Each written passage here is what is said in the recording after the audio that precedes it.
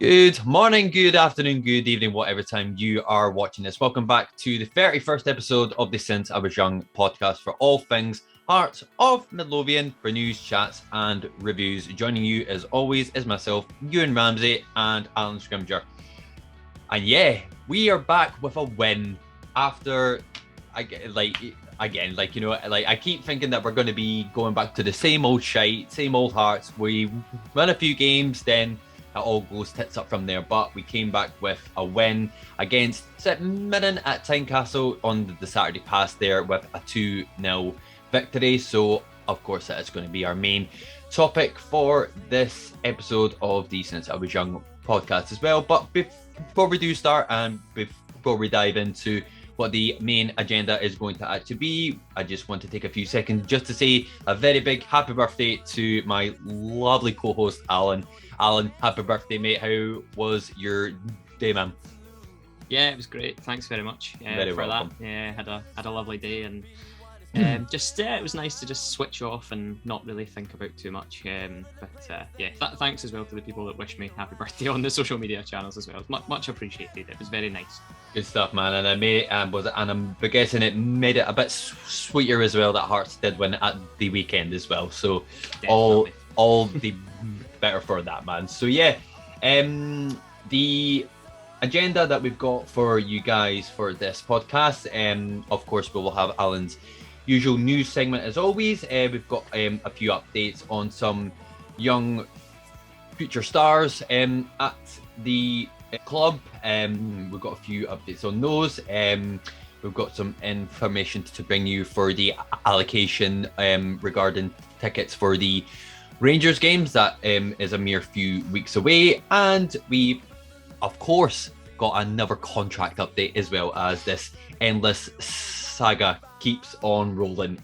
But it is regarding a key player within the squad. So we will be bringing you that before the main topic, as we just mentioned there, which was the win against St Mirren at Tynecastle on Saturday past there, which was a 2-0 victory to Hearts. So that'll be our main agenda. And to wrap things off, we will do a few previews as well, as we are playing 3 games in the space of 8 days. So it's going to be a hefty fixture list for the next few weeks. But by the time you're watching this, it'll be the eve of the game away to Celtic. This will probably be up at about lunchtime on the Thursday. So if you're watching this right now, it'll be a mere 8 hours away. I'm going to assume that it is a 7:45 kickoff.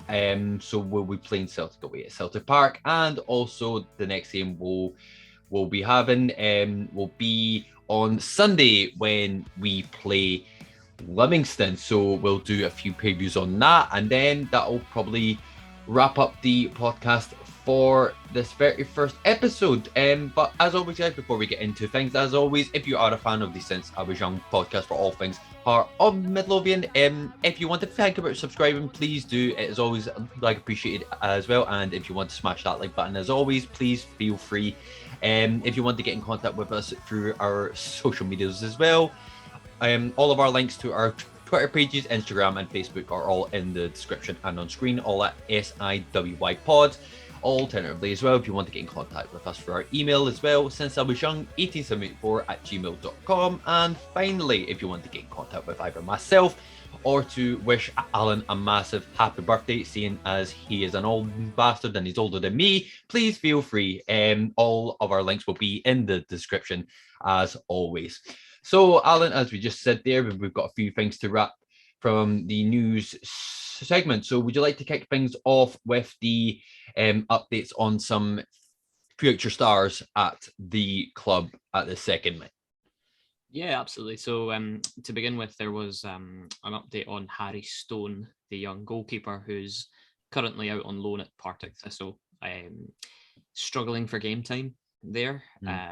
So I think there's potentially an opportunity for us to bring him back in January and then try and loan him out to a level where he's going to play games, because obviously the season prior he was on loan in the division below, I believe. I think it was Albion Rovers, if memory serves. I could be wrong on that. It might be Havering, but I could be. I think that sounds about right. And he played a lot of games for them. And then obviously got this loan to Partick, and I think people were thinking, great, this is the next step for him, and it's a higher level, so it'll be interesting to see. But he's not been able to get into the team for multiple reasons. I think they've actually got quite a decent keeper in front of him. So yeah, so Robbie basically spoke about it and said, the loan has been worthwhile because he's played a little bit, but not enough that they were hoping for. And he's still training with Hearts at the Oriam as well. So it's good to have that continuity. But if they can bring him back from Partick and then maybe loan him out to maybe a League One team or something like that, or maybe League Two, whatever. As long as he's going to get games, because he's not going to develop if he's not playing games. No, exactly. So he needs to be playing. But so we'll keep an eye on that one, and we'll see what happens in January with that. Another player that might be on the move in January, potentially, is midfielder Finley Pollock. Now, we all sort of ranted and raved about him in pre-season because he had a very, very good pre-season campaign. Played well in the League Cup as well. So, yeah, he then had an injury. Funnily enough, he had an injury and missed a lot of first-team training. He's then since returned from that injury. He's been playing for the under-18s. I think he's captaining them at the moment as well. Good lad. Or at least he has in the last few weeks anyway. And he started scoring some goals and bagging some assists. So he's back amongst it, which is great to hear. Robbie was asked about him as well. And he basically said, we'll wait and see. We'll make a decision nearer the time in January, because it will depend on probably a lot of different factors. It'll depend on if Robbie feels like putting him back into the first team squad is beneficial, or if just continuing to play him at a lower level, he might well go out and play championship football, or get a loan somewhere where, similar to Harry Stone, somewhere where he's going to play every week, and obviously get that continuity, because there's only so much development you can do when you're playing under 18 games, because the level of those games isn't at the same level as proper senior football. So it'll be interesting to see what avenue that goes down. I rate Finley very highly. I think he's a very talented player. So hopefully, if he can force his way back into the first team squad, I'm not saying he should be starting every week, of course, but it'll be beneficial for him and for the club as well. So, but we'll see. I wouldn't be against a loan for him either, providing it's with a view to then bringing him back into the team next season. You don't want to go down the rabbit hole of sending a young player out on loan and then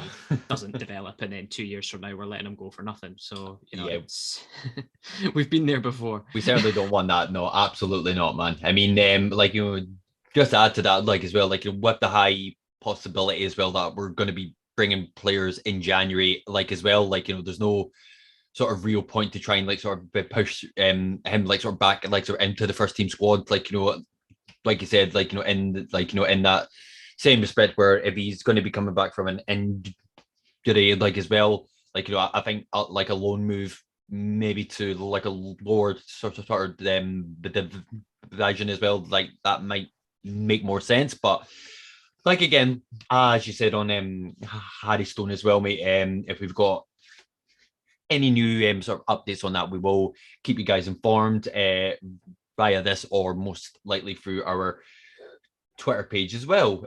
So we can move on as well to some happy news and a wee bit of smug news as well, because I think it's absolutely brilliant. Ticket allocation, more specifically for the Rangers away end. Alan, tell me that great news one more time, please, mate.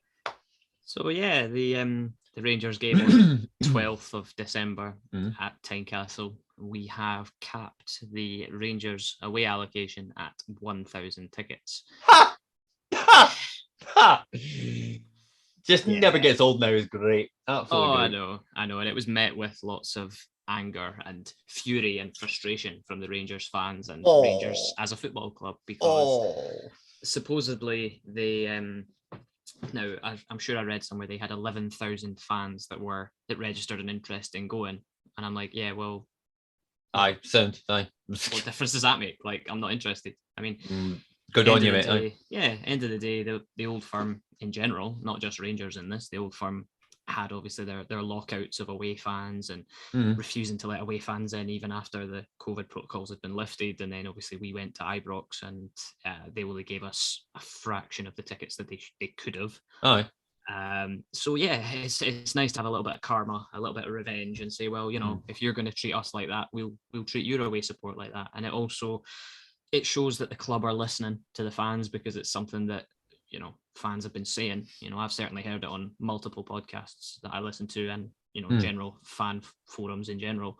Lots of fans saying that they'd be happy to have less away supporters, particularly Celtic and Rangers. I think it's funny because my view on this is I'd be happy with that with Celtic and Rangers, but for Hibs, I think I'd actually quite like to have Hibs in the full stand. I think it would add to the derby atmosphere. Whereas Celtic and Rangers, they come and they sing their daft songs about sectarian nonsense and all that. And I'm not saying that we're completely squeaky clean of that either, but it's, let's just limit that, put a cap on it and say, right, do you know what, let's put our home fans first. And I think that's amazing that the club have decided to do that.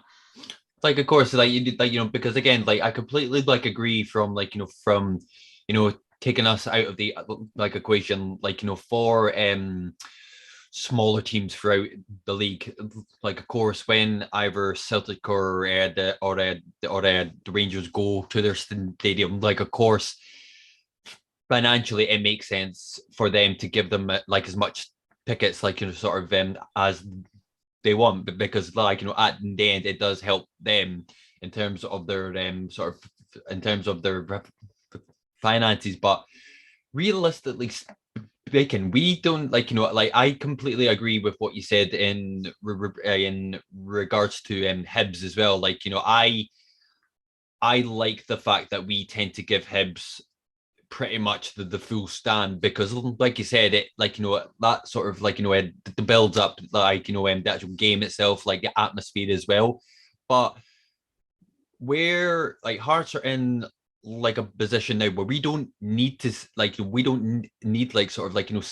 or the Rangers, and just throw Hibs in there, we don't need them to sell out full stands, because now we're in a position where we're bringing in 17, 18,000 fans every single week. So we don't necessarily need that extra away support to actually help us. And I'm absolutely all for to cap both Celtic and Rangers, because I mentioned as well, going more specifically, going away to Celtic in a stadium that holds 60,000 folk, where they only allocate 800 tickets to away fans.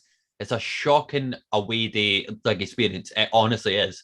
And and if we can do the same, all for that. So all for that.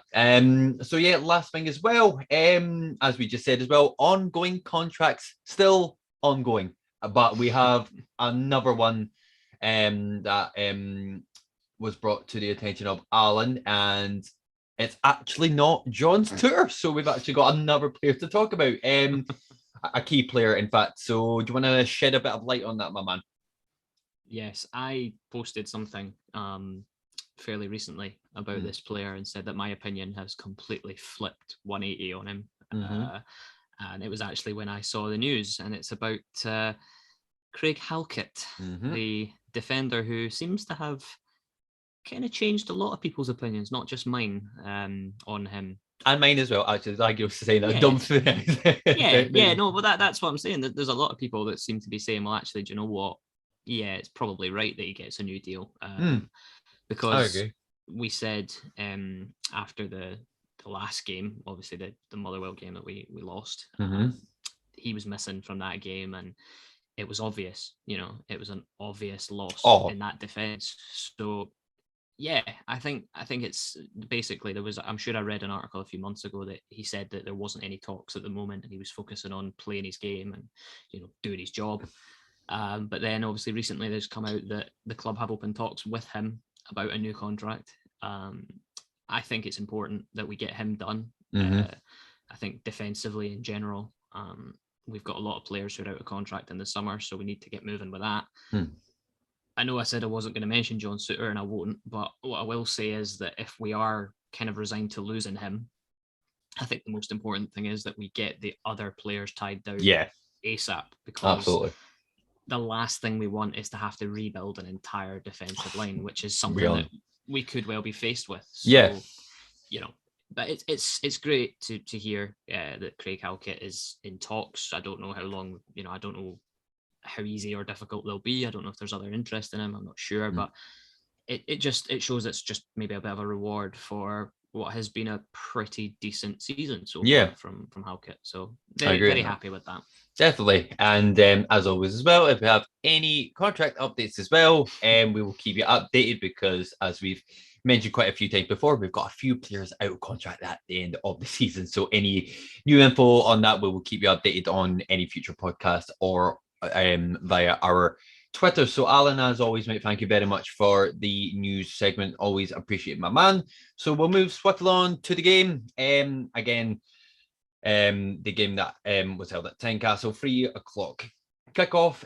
Hearts versus St Mirren in the freezing cold, and which ended in a 2-0 victory to Hearts. So just before we move in to the game, I'm going to start with the starting lineup, which was a few changes. So, of course, our captain was in goals, Craig Gordon, with our back three, John Stutter, Stephen Kingsley, and the return of Craig Halkett.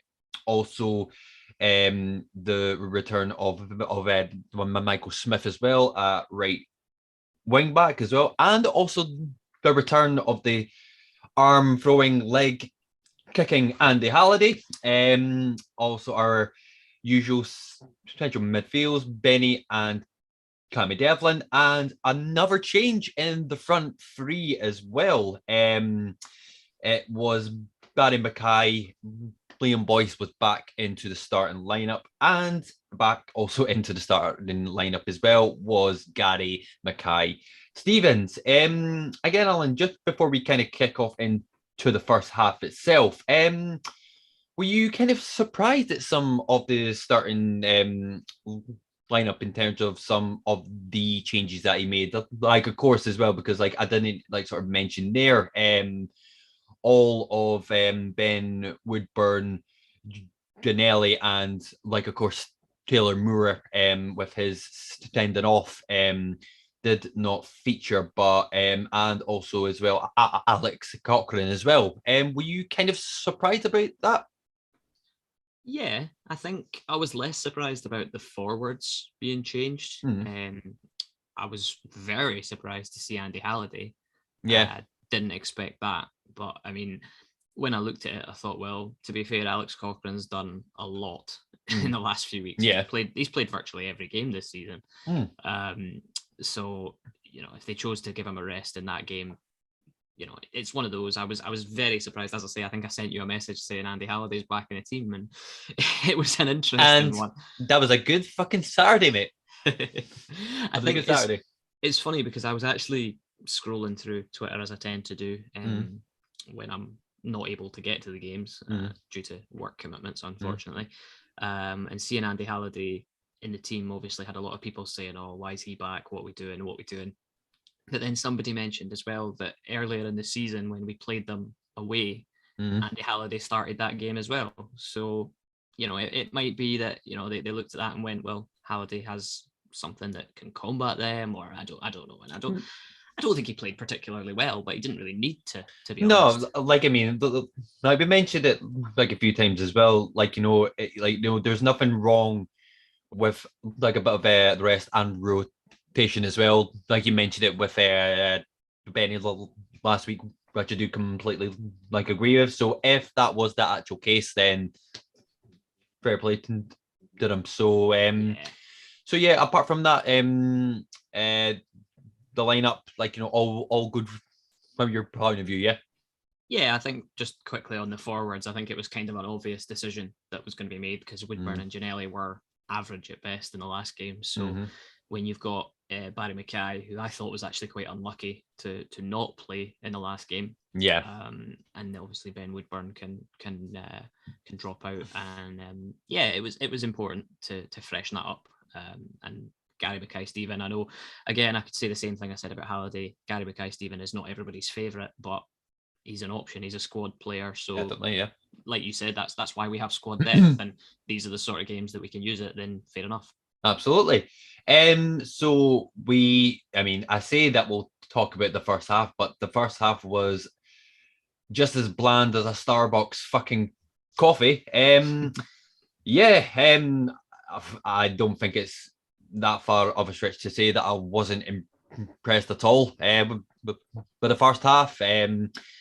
Not a great deal of chances sort of created. Granted, they'll give you half the chances, of course, but nothing kind of spectacular. There were a few small events that happened during the first 45. I think most notably was the tackle from the St Mirren defender Shaughnessy, I believe the captain as well. It was quite like a late challenge on the boys as well. I think it was Laurie when he was doing the commentary that it looks far worse when it's actually slowed down, and it actually looked quite like a nasty one, but thankfully he got straight back up, so all was good there.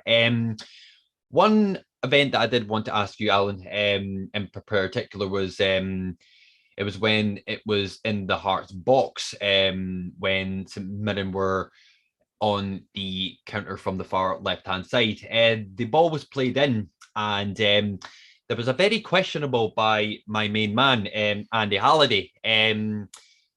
Like I said, there with a possible handball. I don't know if you do, recall the incident that I'm referring to, but do you think that there was a fair claim for St Mirren to have a penalty? I think so. I do. Honest, I thought so as well. I genuinely thought so as well. I thought it was. I thought he got a bit lucky with that. To be honest, but again, we had a conversation about VAR a good few weeks ago now, and that's the sort of thing that it might well get caught for. But yeah, I thought we got away with one there. But just what you're talking about, like the first half in general, and I always felt like, St Mirren, to be fair, I said it last week that I didn't really pay them much attention, and I didn't really, I wasn't really sure of how they were going to play. But to be fair, they were actually a lot more positive than I gave them credit for, which actually made it quite an interesting game of football. I know that the first half was pretty average from our point of view, but it was certainly a test in the first half. I said I wanted a reaction after last week, and that first 45 was absolutely not what I wanted. But we had obviously the glorious Craig Gordon in goal that helped us out and kept us in the game, because I think if we were behind at halftime, I don't think anyone would have complained about it, because we didn't. No.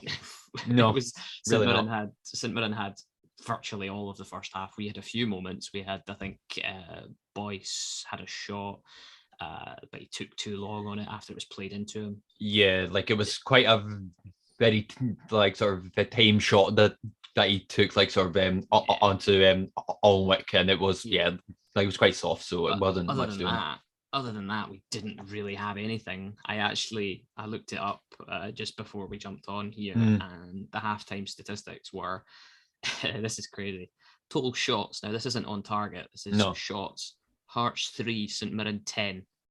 Shots on target is slightly closer. Hearts 1, St Mirren 2. But it just shows you that, they were certainly the team well certainly up for it. Yeah, it's certainly up for it. You just mentioned there, again, think I don't want to really say that it was their best chance, but again, just to sort of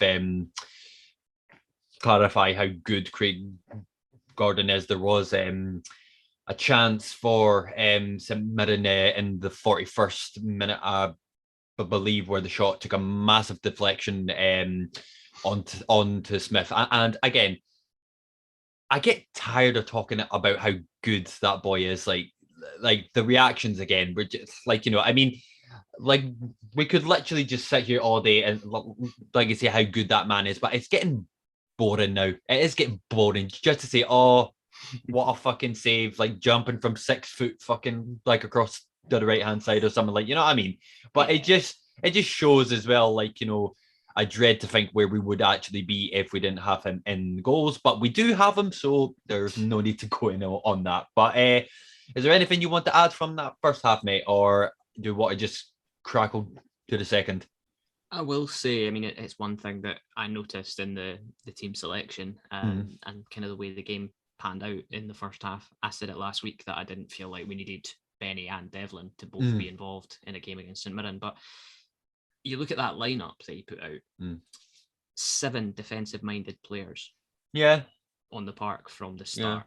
And yeah, okay, we came away with a win, but the first half showed that we only had defensive-minded players on the park because the forwards couldn't get in the game, and we were pumping long balls like we did against Motherwell, and it was just so dull. Like I said, there was no end product at all. And that one chance that Boyce had that hit straight at the keeper, my head was in my hands. I was watching it when I was at work, and I just thought that's a chance. You worry that, and we'd be in the lead. We wouldn't deserve to be in the lead. No, but been in the lead. Absolutely, man. But yeah, it was, as I say, I wanted a reaction after the last game, and I certainly didn't get it in the first 45.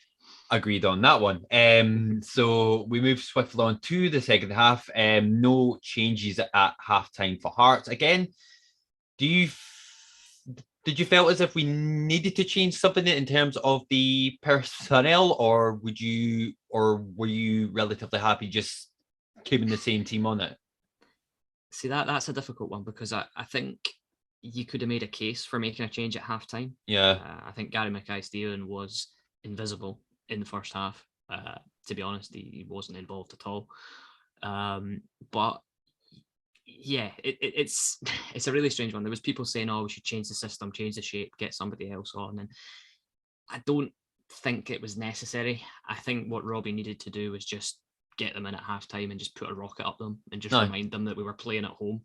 You know, because we genuinely in that first half did look like the away team, and it was like the fans sort of booed them off at halftime, which I thought was a bit harsh, but at the same time justified in some ways. Yeah, I get you. I don't like hearing fans booing a team off at 0-0 at halftime. I'm like, okay, if we're losing, if it's 1-0 St Mirren or 2-0 St Mirren, which it could have been. Yeah, true, but booing them off at halftime at 0-0, I was like, there's still 45 minutes, and we can't be any worse than that. No, but just to go back to your point there, you're right in the sense that I think Robbie had to put the rocket somewhere, and literally we came out of the blocks, and that rocket clearly went up the arse of GMS, who scored his 4th goal of the season. It was like a bit of a tussle. It kind of all started with an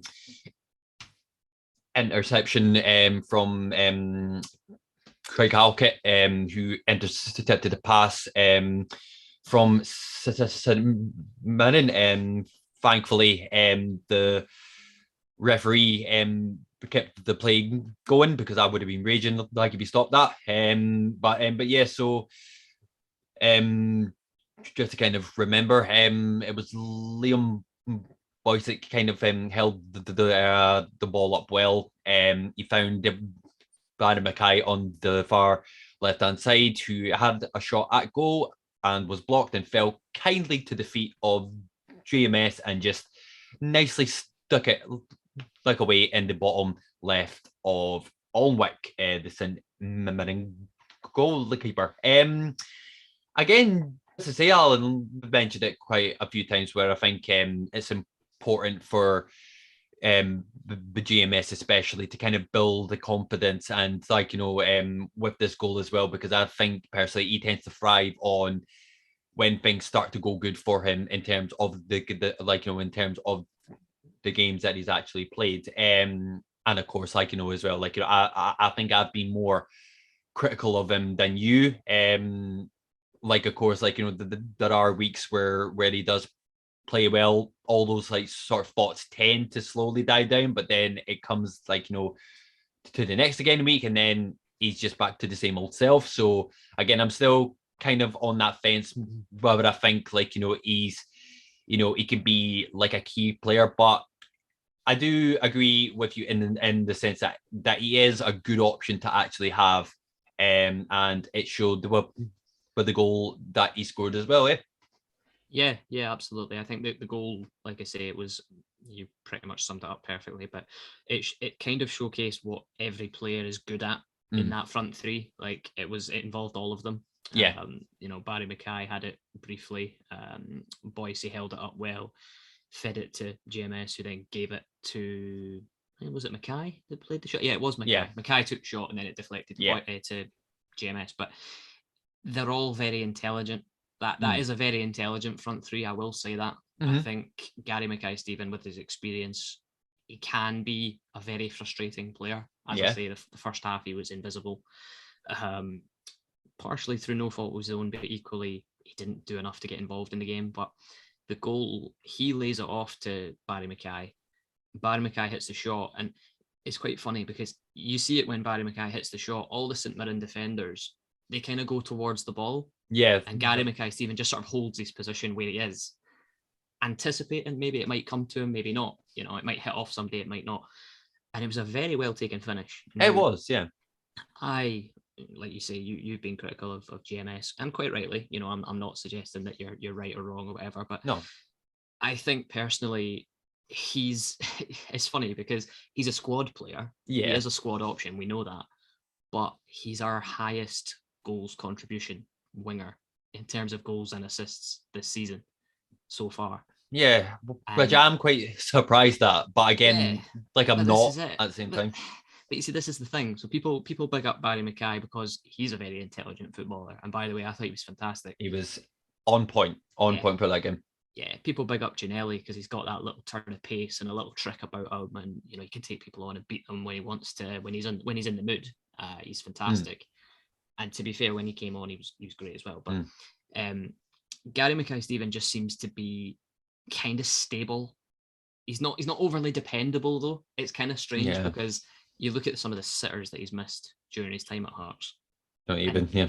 Yeah, well, that kind of sums him up. But I'm not saying this is like a defense of Gary Mackay-Steven, and I'm not suggesting he should start every week, but you can't deny that when he's in a team, he does something every so often. Like, first half he was invisible. Second half he actually stood up and went, right, I'm going to be involved. I don't know whether Robbie Nielsen put a rocket up him at halftime. I don't know, but it was a very well taken goal, I have to say, and it came at a good time as well because we started the second half a lot better, a lot more pace, a lot more energy, a lot more intensity. I think we remembered we were playing at Tynecastle, and the fans obviously reminded them of that as well. So no, it was a good time to get a goal, and we deserved it when we got it.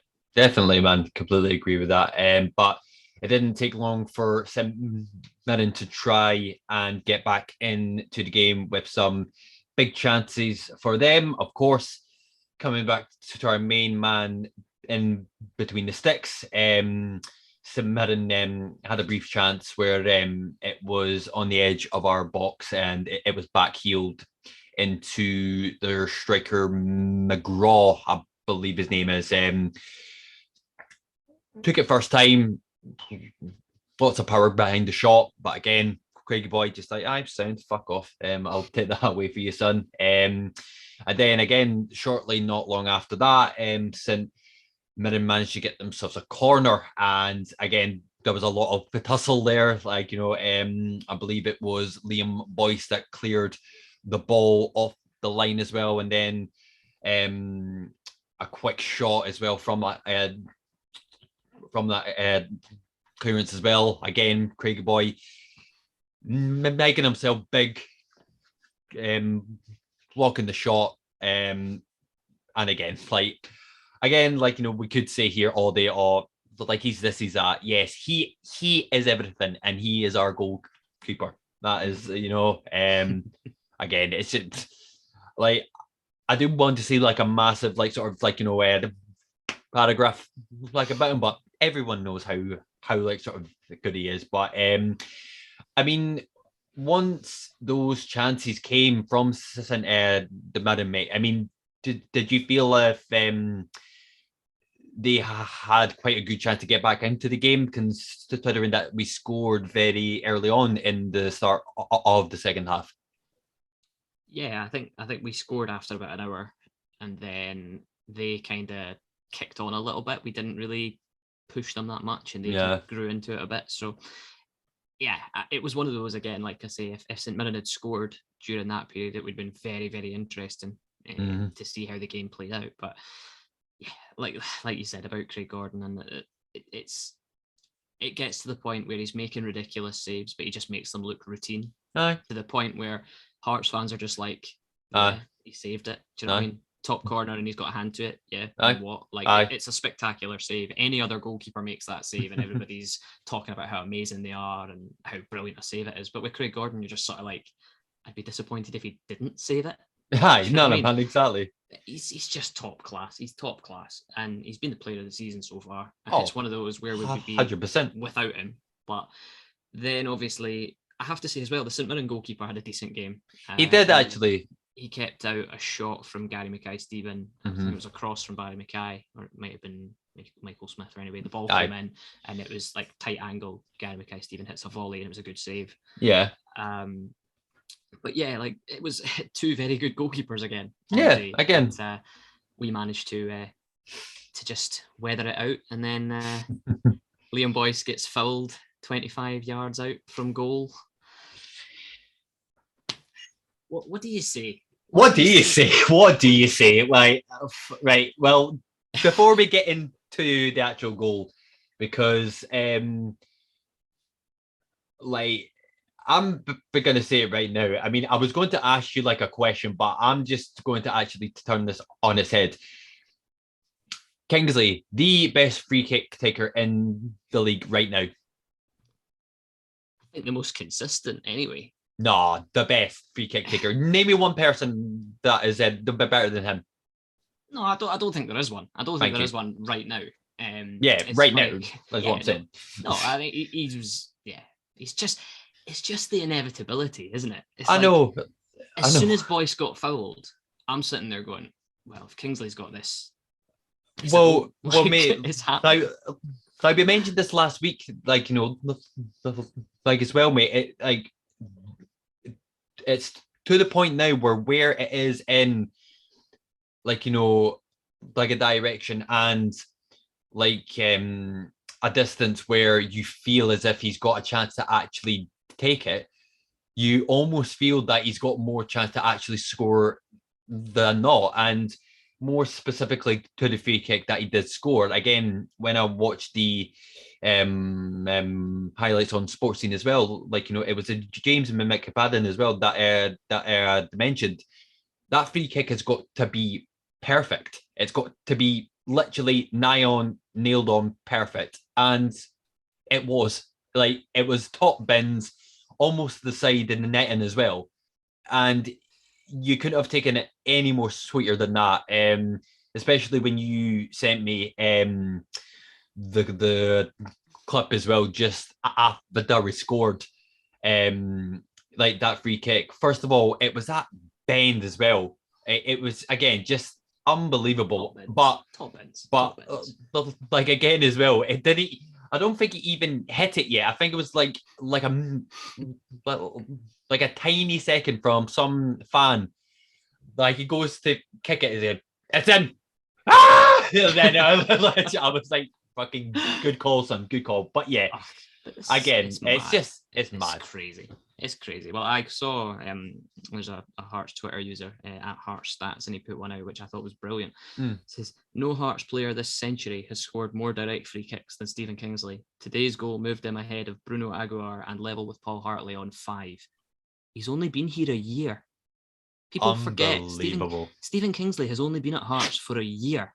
Like, it feels like he's been here so much longer than that. Yeah, completely agree, man. 5 free kicks in a year, and they've all been absolute rakers as well. But I have to say, I think the one that he scored at the weekend was the best one he's ever scored for us. I think that 100%.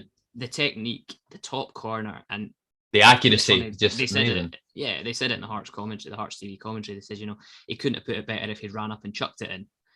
It was just ridiculous, absolutely ridiculous. And this is something else that I was going to say, and this is a point that I think is very important. Stephen Kingsley is another one whose contract's running out, and I keep every forgetting week. about these names, and then like you know what I mean? It's crazy. He needs to get that contract done. Like it needs to be. It needs to be, because not only is he a fantastically consistent defender, he's got that free kick, and you just go. It's funny. Somebody else put it on Twitter. I can't remember who it was, but they said he's got the best left foot that I've seen at Hearts since Scatchell. And I don't think they're far off that, to be quite frank. He has a point. I Or she, like that's. As a left footer myself, I appreciate a good left foot, and Stephen Kingsley is unbelievable, absolutely unbelievable. It's like, honestly, like I can, like, again, I could say so much like about it, but unless you've been under the rock, go and watch the free kick, because there's not much to say about it. You just have to watch it, and that'll tell you everything you need to know. So 75 minutes in, which put Hearts 2-0 up. I think most Hearts fans could agree that that was pretty much the 3 points nailed on. We made a few subs in the last 15, where we brought both Nando and Haring on, which Nando replaced for Boyce, and Benny as well, unfortunately, was stretchered off. But Alan, you did find out that it wasn't as sort of serious as you first thought, no? Yeah, Robbie Nielsen said after the game that it was an attempt for Benny to get a standing ovation when he came off the pitch. Fair enough. That's what Robbie Nielsen said. He said he was up walking about, and it wasn't as bad as he thought. And at the time, Robbie Nielsen said, I think he'll be available for the game on Thursday against Celtic. But obviously, that's possibly changed with news over the last couple of days. But yeah, so Haring came on, and I think, I said it last week that I wanted Benny to get rested.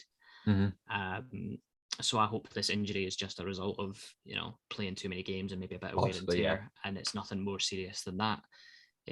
He has ruled him out of the next two, so we won't see him at Parkhead, and we won't see him away against Livingston either, which is maybe not a bad thing. Hopefully, they said he's going for a scan, and they'll probably, like, as I say, we're recording this before the Celtic game. There may well be news of kind of a period of time that he's going to be out for, or hopefully it's just a precaution. That's what Robbie said. They're sending him for a scan as a precaution.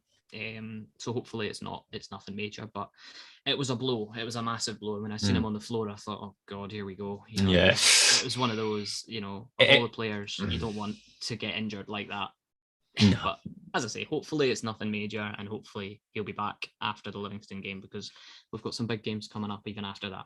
Definitely. And as we kind of went into the last 15, I'll be very honest, there wasn't a lot happening apart from a foul on Cammy Devlin at the edge of the St Mirren box, where again, Shaughnessy dragged Devlin down, pretty much like a tactical challenge, pretty much. But it was a second bookable offence, which then left St Mirren down to 10 men, which, to the delight of Cammy Devlin's big smiling face, that was pretty much the end of it. And then we went to full time, and the end result was a 2-0 win to Hearts, which for 24 hours put us up into second place until Celtic went and beat Aberdeen. So so we're sitting still in third place, which is always nice. So we'll just have to keep things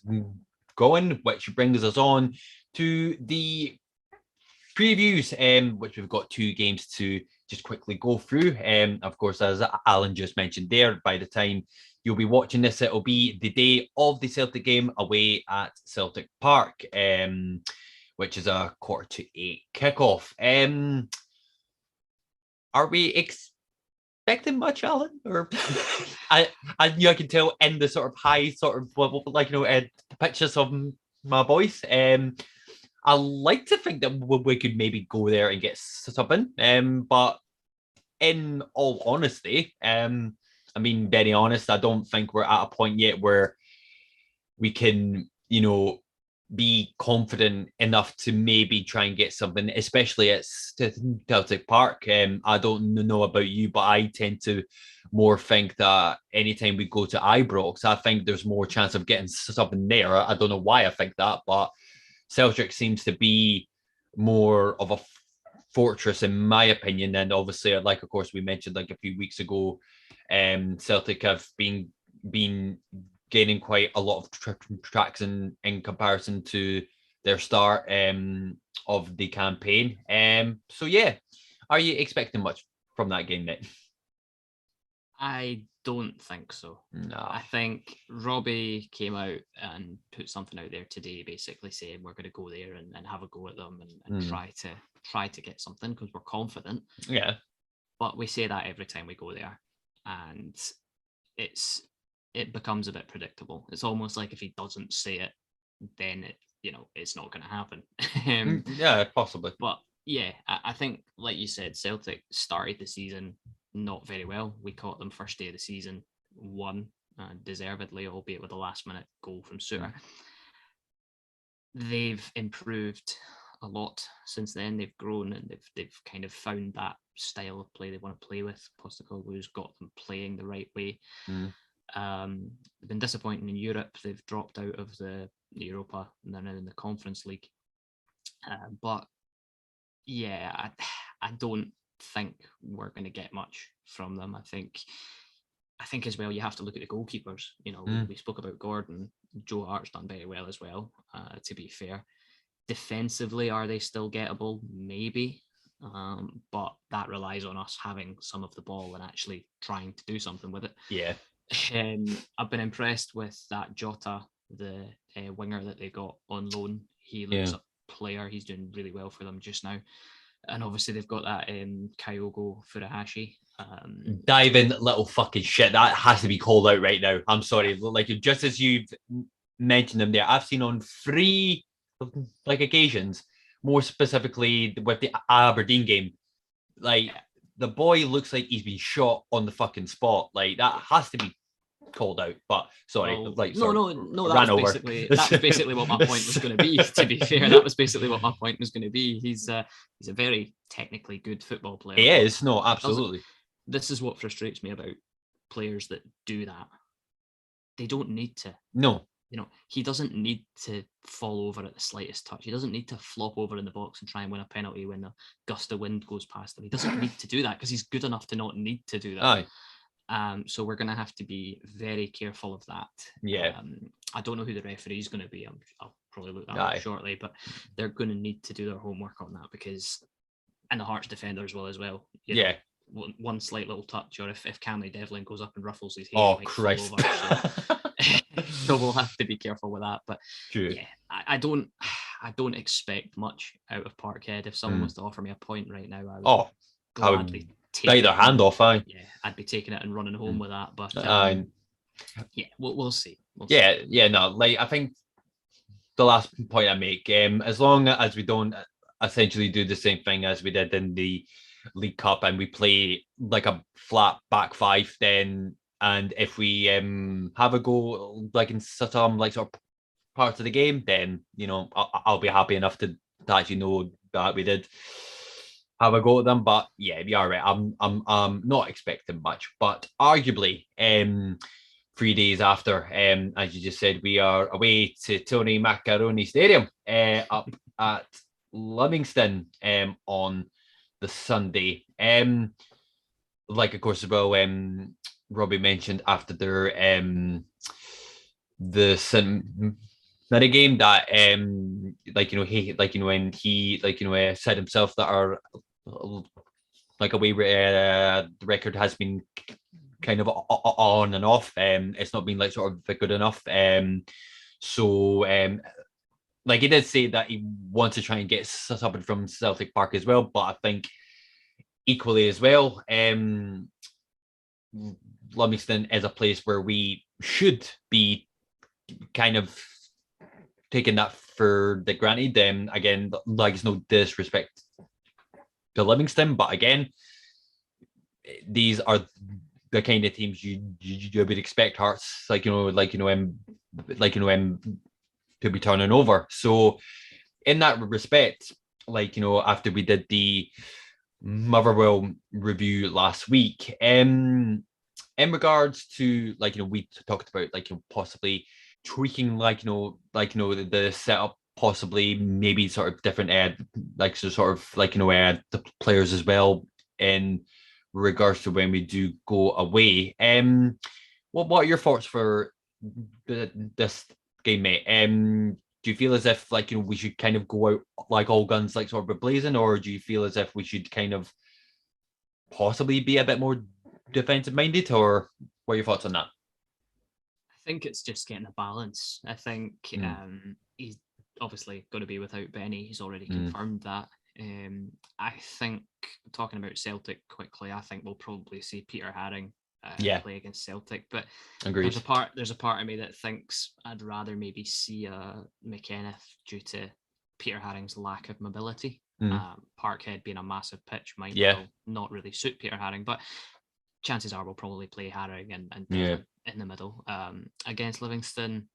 Again, it's another one of those games. I think that's going to be a key selection. I think he might go for McKenna in that game, or possibly, we'll see. But one point I was going to make, just briefly, I think the thing about this league this season, it's so unpredictable. Yeah, and this is the point that I want to make, and you can say your thoughts on it, or of course, people in the comments or people on Twitter, whatever. Absolutely. The whole point of this, like finishing third or finishing behind the Old Firm, or even possibly breaking the Old Firm, will depend on who is the most consistent out of the teams out with Celtic and Rangers. And this is a point, Motherwell played unbelievably well against us. Like, they were really good. Then in the next game, they went and lost to Dundee 3-0 and didn't look at it. And then they played, as we were recording, they played last night and won 1-0 against Dundee United. So, they've gone from... just kind of just up and down a bit. Beating us comfortably, losing to Dundee comfortably, and then scooping past Dundee United. So this is why our start of the season, where we went that 11 games unbeaten, is massive, and that's why we are where we are right now, despite our little dip in form recently. But yeah, it's going to be about consistency. And then when you say about Livingston, they're a decent team at home. They're a scrappy team at home. They'll have a go. They've got players that can hurt us. So, let's say we're going to most likely be coming off a loss at Parkhead. Possibly, I'm going worst case scenario. Yeah. Coming off a loss at Parkhead, we'll be wanting to bounce back. We'll be wanting to have a go. And yeah, we should be able to go to Livingston and win, but it won't be easy. No. No away game is easy, mate. No. We'll have to be at the races. We'll have to be switched on, and we'll have to be ready to go.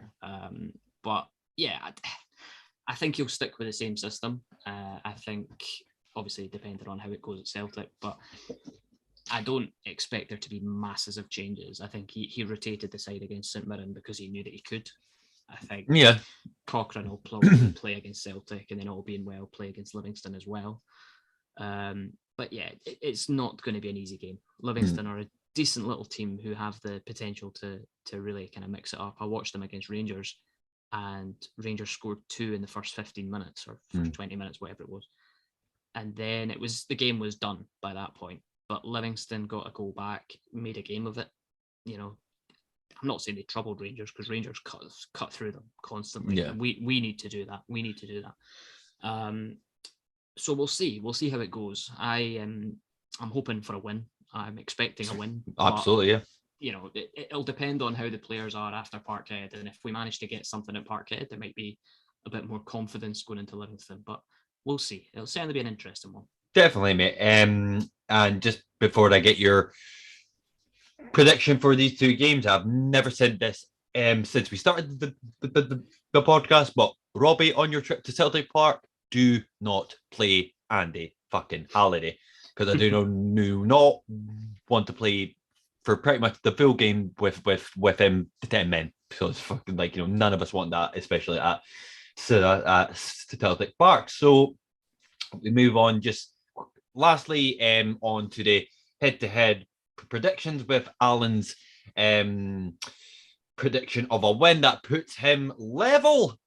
Fucking level. First time this season we are neck and neck on 8 points each. So this is going to be interesting because if there's a possible 6 point up for grabs here, and I could just change the whole game. But chances are it won't. But let's try and be with it the positive about it. So I'll give my prediction for the Celtic game first, mate. So I'm actually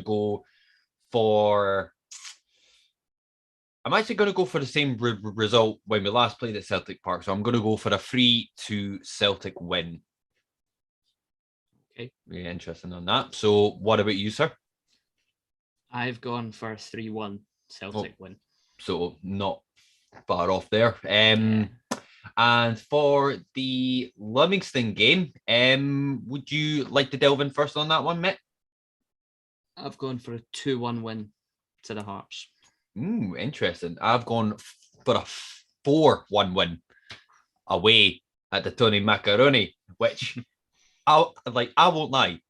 Tony Mac is pish. I went there years ago and it was totally under fucking rated. Sorry, it just random as fuck, but So that concludes our head-per-head predictions with Alan going for a 3-1 win. Win? Fucking hell! A free. I mean, I would take it. A free, definitely. So a 3-1 defeat at Celtic Park with myself. A 3-2 defeat, and Alan has went for a 2-1 victory away to Livingston, as well as myself with a 4-1 victory. So we will put our head-to-head predictions up shortly after we put up the podcast, and we'll see if the score changes. Probably not, but we should. Yeah. We'll see. I was just going to say, feel free to drop your own predictions and comments. Please do. Get in touch with us on Twitter and see if you know more than us, which you probably do. Which you 100% do. Come on, Alan. Let's not be like about that, mate. Fucking 100%. So yeah, I think that takes us to the end of this week's podcast of the first episode of the Since I Was Young podcast. We hope you have enjoyed it as always, guys, and of course, thank you very much for watching. And if you are a fan of the Since I Was Young podcast, and if you're not yet subscribed, please think about subscribing, smash that like button as well. It always helps us out. And if you want to get in contact with us via our socials as well, all at SIWI Pod, Twitter, Instagram, and Facebook, all on screen and in the description as well. Our email as well is on screen, since I was young 1874 at gmail.com, as well as mine and Alan's Twitter account as well. If you want to throw some abuse at us at how shit our predictions actually are. So from myself and Alan, thank you very much for watching. We are the Since I Was Young podcast for all things Heart of Midlothian, and we will see you in the next one. You take care. Bye for now.